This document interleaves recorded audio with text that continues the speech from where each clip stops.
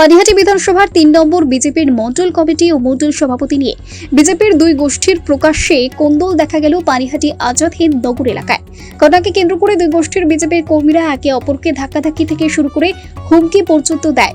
আর সেই গোষ্ঠী কোন্দলের video viral হলো, যেখানে দেখা যাচ্ছে এক গোষ্ঠীর কর্মীরা অন্য গোষ্ঠীর কর্মীদের ধাক্কা দিয়ে বের করে দিচ্ছে ও হুমকি দিচ্ছে। আর এই ঘটনায় শুরু হয়েছে শাসক বিরোধী চর্চা। দমদম ব্যারাকপুর বিজেপির সাংগঠনিক জেলা সভাপতি চণ্ডীচরণ রায় বিষয়টা নিজেদের অভ্যন্তরীণ বিষয় বলে জানিয়েছে।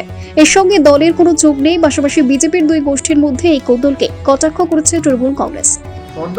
পানিহাটি বিজেপির ৩ নম্বর মণ্ডল যে কমিটি গঠন হয়েছে, সেখানে কমিটি গঠন নিয়ে বিজেপির দুই গোষ্ঠীর মধ্যে ধাক্কাধাক্কি, হাতাহাতি, একটা বিশৃঙ্খল পরিস্থিতি তৈরি হয়। এই বিষয়ে কি বলবেন? না, এটা ওদের গোয়াল ঘরে গরুদের গোতাগুতি, স্বল্প পরিসরের গোয়াল ঘর।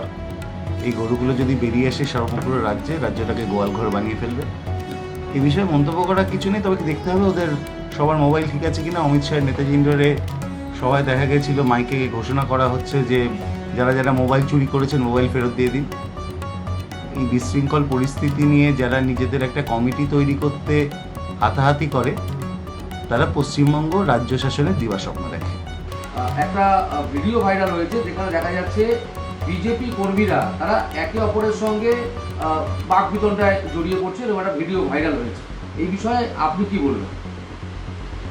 এই বিষয়টা আমার তো জানকারির মধ্যে নেই, প্রথমত বিষয়। আর এই ধরনের ব্যক্তিগত কোনো বিষয় যদি থেকে থাকে সেটা আলাদা পার্ট, ওটার সাথে পার্টির কোনো সম্পর্ক নেই। পার্টির যেভাবে দলীয় সংবিধান অনুসারে পার্টির সভাপতি নির্বাচিত হওয়ার কথা, সেভাবে নির্বাচিত হয়েছে এবং তিনি সভাপতিত্ব করছেন, আর আগামী দিনেও সভাপতিত্ব করবেন। আর কোথায় কি হয়েছে না হয়েছে এখনও পর্যন্ত এটা আমি প্রথম আপনার মুখ থেকে শুনলাম। তো এই বিষয়ে আমার বলার আর কিছু নেই। কোথাও যদি ব্যক্তিগত স্তরে কিছু হয়ে থাকে সেটা আমার জানকারির মধ্যে নেই। Bureau report, Jazba 24 Bangla.